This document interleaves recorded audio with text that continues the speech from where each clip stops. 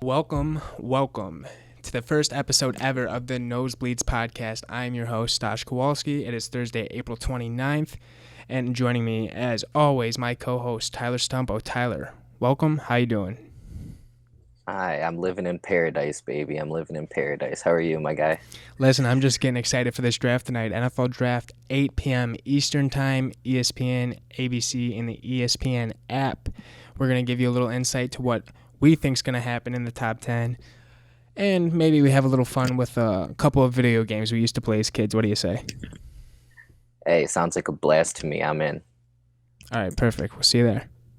So a little bit about myself. My name is Stosh. I'm 23 years old. I graduated from Siena Heights University with a major in communications and a minor in concussion symptoms. I played lacrosse, and I am no stranger to the world of sports. Favorite sport is hockey. And I do like to have myself a fair share of disc golfing, if that's the pronunciation you use for it. I'm a big disc golfer. But I'm going to bring in my co-host here, Tyler. Why don't you tell the people a little bit about yourself, Ty? Hello, everybody. It's your new favorite co-host with the co-most, Tyler Stumpo. Okay. I am 22 years old, recently just graduated from Specs Howard School of Media Arts with a broadcast media diploma, certificate, whatever you would like to call it, since it's not an actual college, it's an art school. I dabbled in all sports growing up, mainly played baseball and hockey, but you give me a ball and I'll play a sport. It was it was honestly an honor to grow up in Detroit during when we did, because we got to see quite a lot of sports just thrown right into our face. I mean, we were both born right into a back-to-back Stanley Cup championship. Oh, I mean, you remember that Tigers game we went to? I think it went like 13 innings, and Alex Avila hit that walk-off grand slam or something. I forgot, somebody hit a walk-off, and it was like right next to us. It was, everything's insane. Like Pistons winning the 2004 championship, Red Wings 2008 championship, us being at Tigers games. We were thrusted right into sports as soon as we knew each other. I mean, I only wish the city of Detroit, our hometown, can get back to that powerhouse sports city that they are, but it may take a couple of years. But we'll see what they can do, and we're going to hop right into our episode now, and we're going to kick it off with our top 10 for tonight's NFL Draft. So our first segment ever here on Nosebleeds Podcast, we are going to hit you with our top 10 draft picks for tonight's NFL Draft. It's no stranger who is going number 1 and number 2, but after that, 3 through 10, it gets a little complicated. Ty, my team, the Detroit Lions, they're mediocre. The team's here. Matter of fact, the Jets, the Giants, the Bills, they're doing all right. But, Jets and Lions fans really haven't, had a single good night of sports to be happy in the last 2 years. Will tonight change? Do you think the Lions and Jets are going to do anything productive for their team? Well, I will say it's not an L on the night. It might be some questionable picks, questionable people taking, as always. Nobody is going to get an L or fail the draft until we see these people play. But I do know that it is the Super Bowl for both the Jets and Lions. Yep. I mean, we expect to see the Jets go somewhere. We have some ideas. The Lions, it's a toss-up. I truly don't know what to expect. Yeah, we're gonna see what happens over there. Dan Campbell, the new head coach over there in Detroit, we'll see if he has any input on whether or not the Lions go with an offensive tackle, a wide receiver. They just brought in Jared Goff for that Matthew Stafford trade, but the Lions, they don't have any wide receiver threats for Goff. Goff was kind of getting ran out of Los Angeles as we were speaking about it. And, I want to see the guys succeed. Yep. That's my only concern, for the Lions. But if you want to kick us off here for our top 10, I think we all know who's going number 1. But why don't you tell the people what we think? Yeah, obviously it's the consensus unanimous number 1 pick is Trevor Lawrence out of Clemson. Was there any question going into this draft? No. Are we shocked at all? No. This kid came into the college as the number 1 prospect, and he's leaving college as the number 1 prospect. That's growth, that's what we call that. But the guy never won a Heisman. I mean, typically number 1, draft picks, they walk out of there with that nice piece of hardware. Why do you think Lawrence still sticks at number 1 without, taking home that piece of prize memorabilia? I feel like because we grew so accustomed to it, it wasn't anything new for Trevor Mm-hmm. Lawrence. Like he came in and he did this. Like he led Alabama, or not Alabama, I'm sorry, Clemson Yep. to national championship after national championship.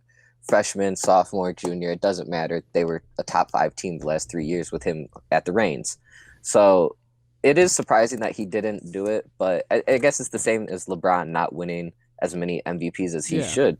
I mean, We the just guy's, grow accustomed to it, yep. But I and mean, no other way to put it. the dude's good looking. He's gonna get sponsorships. He's gonna get deals. I see him. I just don't want to see him. I want to see him come into the league and just be a threat right off the bat. Baker Mayfield came in. It took him a couple years. The Browns are the Browns. You've come to a custom of knowing a couple teams in Yeah, the league, or always have that same old Lions type feel. I want to see Lawrence come in and take the league by storm, almost like Burrow did last year. Burrow not on the best yeah, team, but he had a decent enough season. Still raise some eyebrows. So I also have yeah, Trevor Lawrence at number one. and I think it'll be interesting. New head coach. It's not like Jacksonville doesn't have the talent. They have the Hmm. talent on the offensive side of the ball. We've seen Minshew show glimpses of that. Um, let's just hope Lawrence is tiers above Minshew and just capitalizes on what Yep. the Jaguars have under Urban Meyer. Okay. So now we get to the Jets. We get to the New York Jets. They sent their 2018 third overall pick, Sam Darnold, packing in the offseason. So now they do need a quarterback. And I think we all know the top two is solidified, but we have Zach Wilson going number 2 to the Jets. Why do you think Wilson's a good fit there in New York? He fits Gase's game plan, I believe. Everything that they want to do. Gase is still head coach over there, right? He's not gone yet, is he? Yeah, I believe so. I mean, I it's a believe so coaching too. carousel, among the bottom Yeah, 5 of the NFL every year. So, yeah. But I mean, he shows promise. He's a good pocket passer. He's mobile on his legs. He's threw for 56 touchdowns, 15 interceptions over a 3-year span, over 7,000 yards. So, I mean, the numbers are there. It's all about development at this point. yeah, I understand, and I also understand when we get past 2, this is when you had a couple questions when it came to your top 10 when we were discussing pre-show.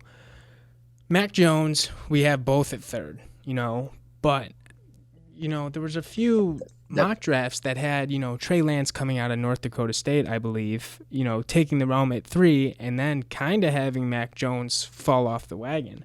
And I understand that you were kind of Yes. divided. Are you still taking Mac Jones at 3 if you're the 49ers? I mean, so all the signs kind of point to that happening. But I will not be shocked if we see Lance or Fields go in this at number 3. Shanahan missed out both on Watson and Mahomes in the last Yep. draft. Like, do you think Yep. he wants to miss out again on a dual threat quarterback such as Lance or Fields? Mm-hmm. You know, when it comes to Alabama collegiate athletics, especially football, you smack Alabama sticker in front of anybody's name, especially an NFL draft prospect, you're sure to get something special no matter what. They compare Mac Jones and like Devonta Smith's pictures side by side, and they're like, how are you gonna let these guys beat you? They don't look like the most athletic guys underneath Yeah. the pads, but I'm sure whatever team Mac Jones go to will be a good fit for him. So we're going to see what happens at 3, but I've got Mac Jones, as do you, I believe, right? Correct? Mac Jones? Yeah. I do have Mac Jones as well. Okay, so then we move on to 4, and that brings us to the Florida tight end, the absolute monster, Kyle Pitts. Now, this dude was an absolute producer, doesn't have great speed, more of a straight line guy, but he's got hands, soft catching, the bread basket, and I think this guy can high point the ball, better than any wideout or tight end in the draft, and I think I see him going to the Falcons at 4 because, Matty Ice didn't retire, right? Matt Ryan's still there in he's still Atlanta, going. and that guy's still got an Yeah, arm. Last time I checked, so he I mean, does. you put Kyle Pitts at 4 to the Falcons. I mean, you're getting yourself a weapon. What do you think? Oh yeah, I couldn't agree more. He is an absolute unit. I mean, built like LeBron. Yep. How is somebody that tall supposed to run like less than a 4.4? Yeah, I mean, I think I And think he I still had did it 4.6 here. I think he ran a 4.6. Yeah, 4.6. Yeah. So yeah, that man is an absolute unit. Line him next to Julio and Calvin Ridley. Do they still have Todd Gurley back there, right? Or was he just a 1-year deal? You're asking the wrong guy. I would research it, but Yeah, yeah. I whatever. don't know. Kyle Pitts is gonna make a difference, Yeah, whatever team he's on. But yeah. I do see him going to Yeah, 4 because it kind of yeah. comes up with like the best player available, and I think Kyle Pitts is gonna be the strong suit for 4. Yeah. Yeah, I But I mean, think realistically, if the Jets and 49ers didn't need a quarterback, yeah, Kyle Pitts would probably go I mean number he's in 2. conversation for sure. But Yeah, everything starts with the quarterback. And if you don't have a good quarterback, you don't have a good leader. yeah, And I think when we move to 5, I think this is when we kind of disagree on something. I think yes, here I see sir. This is, you've got how do I say it? Panay Sewell. Panay Sewell. I You have believe, yeah, Penei Sewell. Panay Yep, Sewell from going to the Oregon. Bengals, and Yeah. then I have Jamar Chase going to the Bengals. Why do you have the Oregon stud going at 5 to the Bengals? Well, he played like over 700 offensive snaps this year, didn't allow a single sack. Those are Okay, just yeah, outrageous numbers. that's pretty And impressive. when you have an investment such as Joe Burrow back there, where you put $500 million into him, yeah, I think you should protect him a little bit.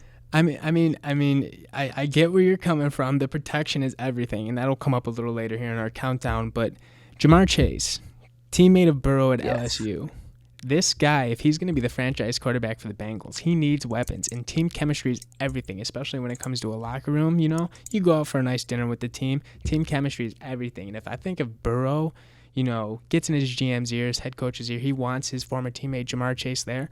I think the Bengals may take Jamar Chase at 5, but this might be a toss-up. But we're gonna have to see when the time rolls around. Yeah, I definitely.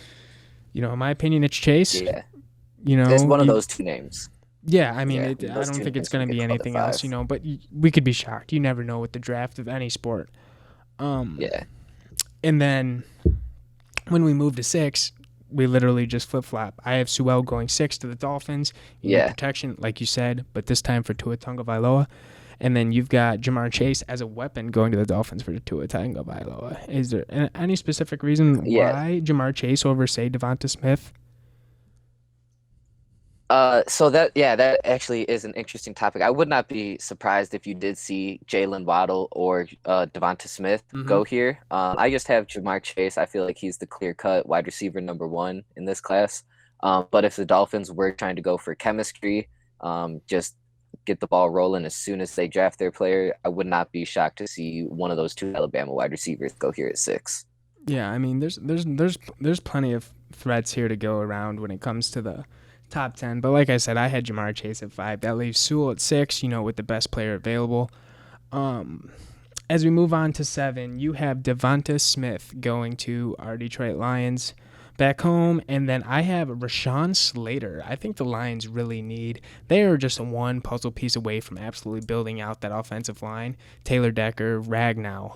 I mean, that line, you protect Goff and you give Goff a running game and time in the pocket. No matter who he's got, wide receiver-wise, he's still got that big boy T.J. Hawkinson, laying blocks and running routes. So, I mean, I think if you take Slater out of Northwestern, I think you give him another dynamic when it comes to being able to have time in the pocket and throw the ball. But you have Devonta Smith at 7. Why don't you give us some insight behind that? Yeah, I feel like this one is clear if you're a Lions fan. One, when's the last time we drafted like a explosive wide receiver not named Calvin Johnson? Quintus Cephas? Kidding. Okay. He did. So after losing, they lost Amendola, Jones, Jones and is gone. Galladay. Yep. I mean, Galladay was asking too like much, in my opinion. I mean, if this guy's turning down 15 bag a year for a wide receiver who catches 3 balls on average a game, you can go ahead and get sent packing, in my opinion. Yeah, so like you lose 3 of your top 4 options, and you bring in a quarterback who, I mean, like Jared Goff, like by no means is a bum. He did take the Rams to the Super Bowl. Of course, didn't score a touchdown in the Super Bowl, but he took him there. Yeah, I was gonna say I don't think they paid for Matthew Stafford, an absolute load for Matthew Stafford, and I don't think he's won a playoff game. Yeah. So they both have arms. I mean, there's no doubt about it. But I have all the faith in Jared Goff, regardless, coming to Detroit, and whether they take an offensive tackle or a wide receiver.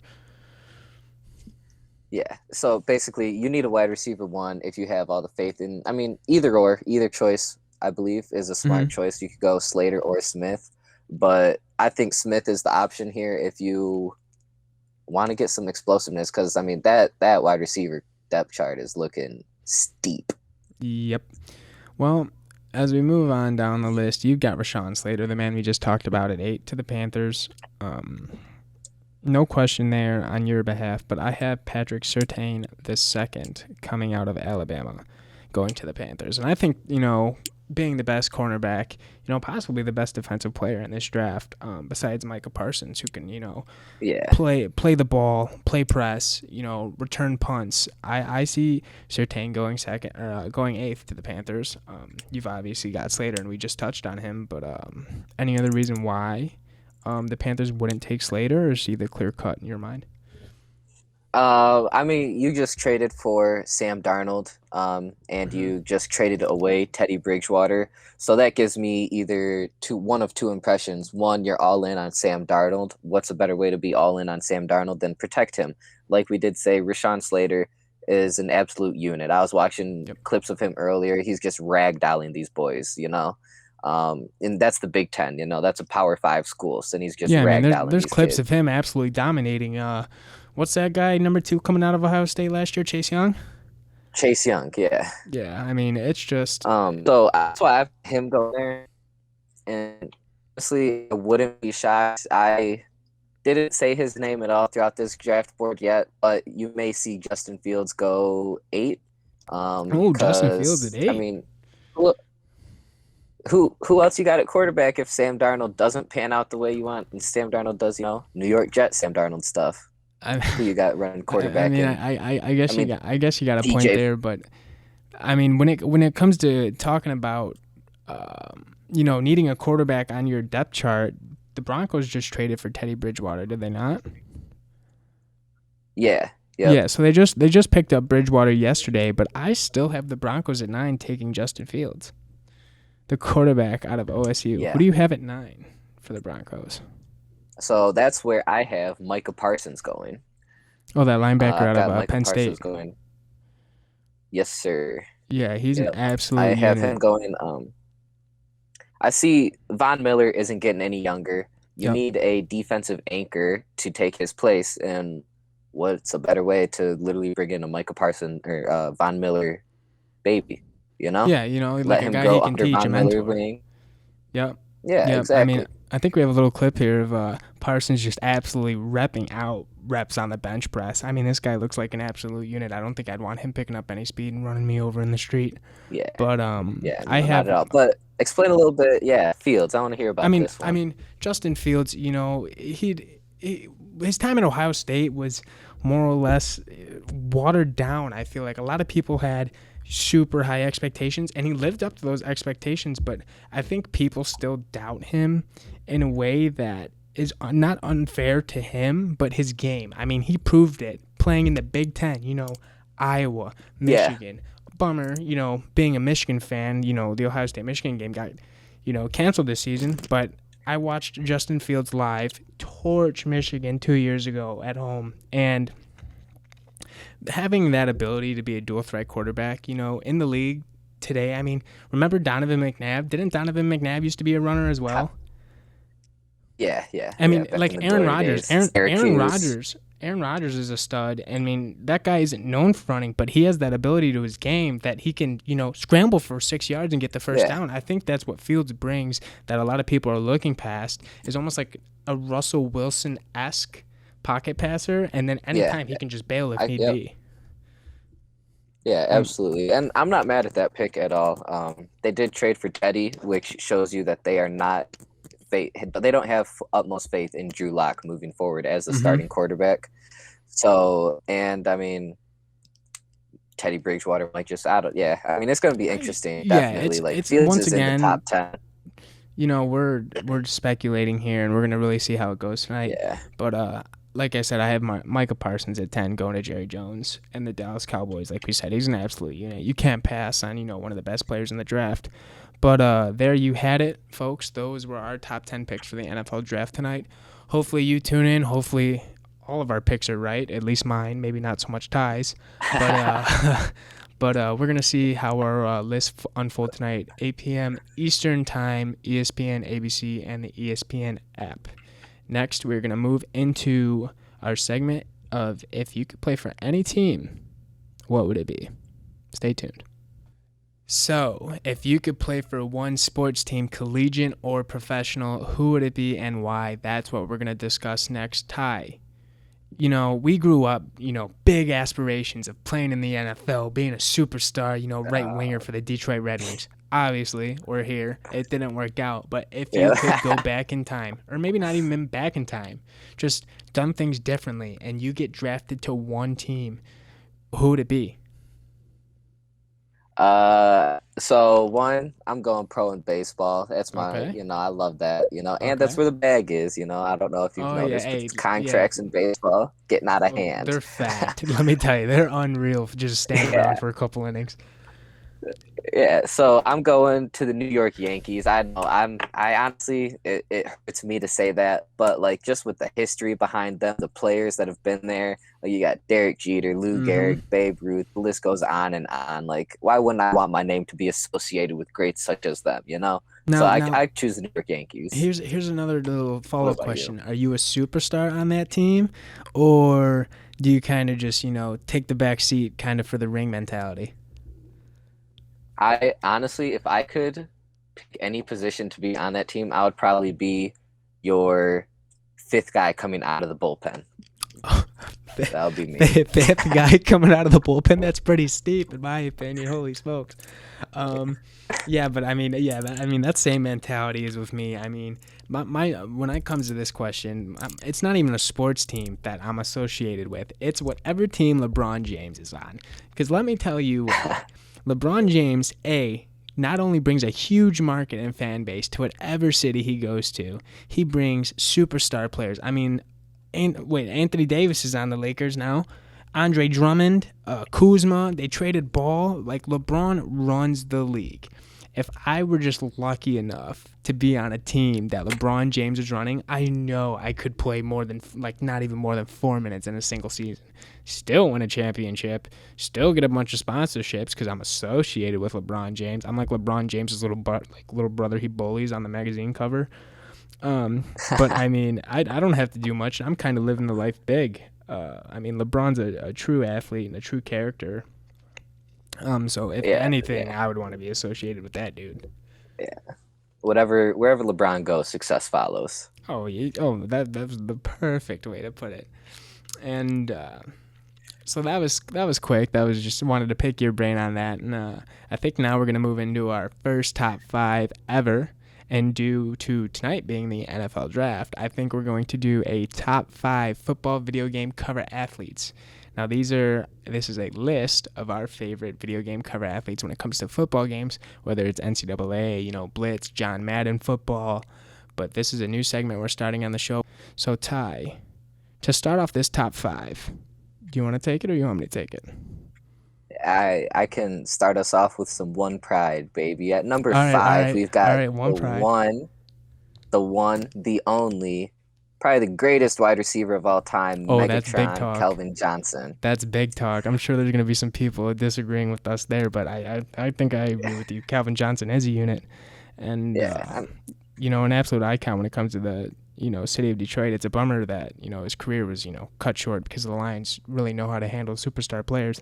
But, I mean, just give me a good memory you have of Calvin growing up, whether in person or, just watching him over the TV.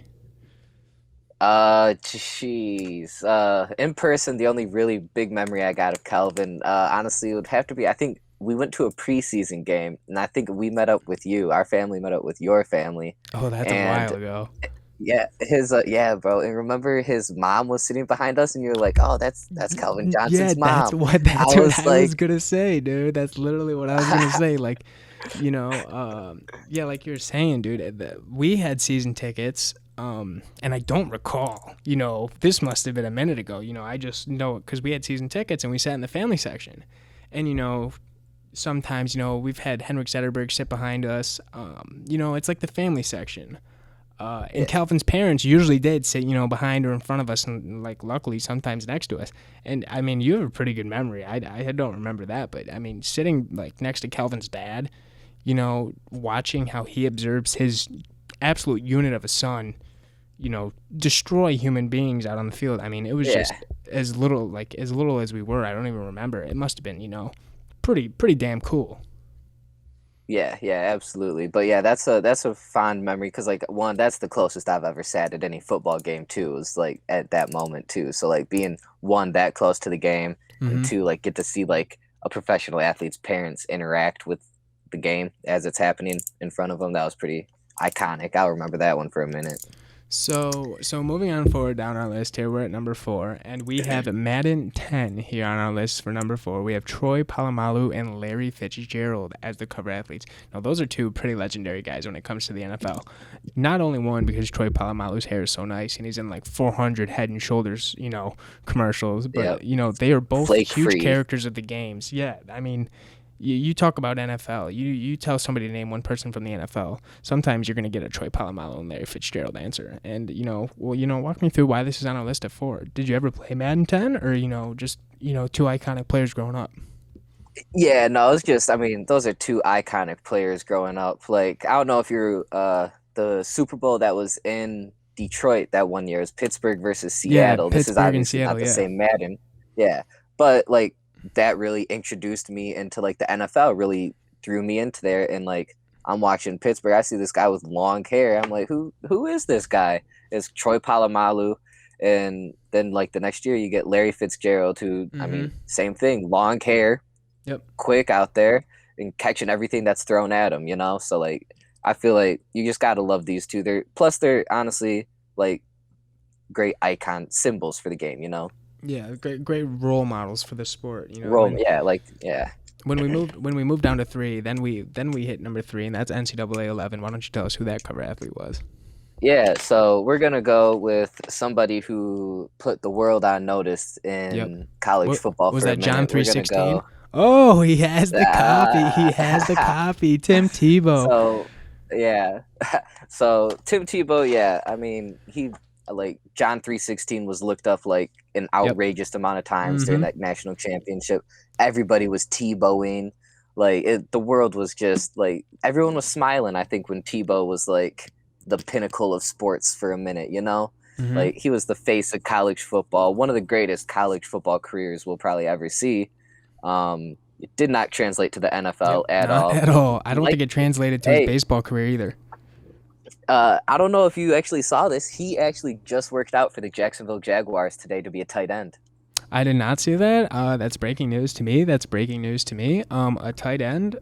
Good luck. That's all I got to say from Tim Tebow because I think his clock's kind of ticking, and I like him as an analyst. On ESPN covering college game day and stuff. I mean, I think you should stick to that in my opinion. But coming in at number 2, in my opinion, a better quarterback.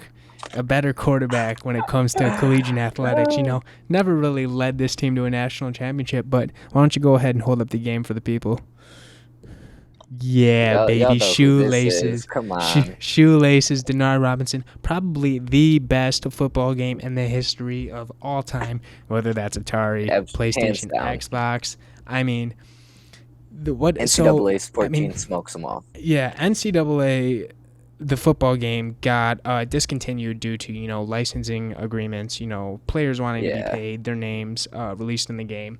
But to have a copy of that game is so rare nowadays because you go on eBay, people are like mint condition NCAA 14, like $200.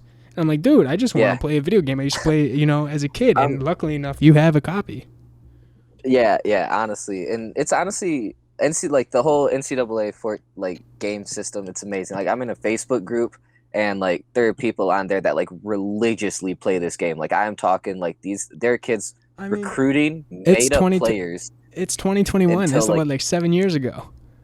Yeah, like these kids are recruiting made up players up until like 2070, bro. Like having legacies with these coaches, bro. Like everything. Like I'm like 50 years of simulated football, bro. Like I'll do like 5 Yeah, max. I mean, yeah, that's I tried to be a pro on the NHL video game as a goalie. I think I got through one period before I shut it off. So I don't think I could do 70 years of franchise mode simulation. But I think you got to take number one because as I remember growing up, you were probably a fly equals fly guy, if you know what I mean.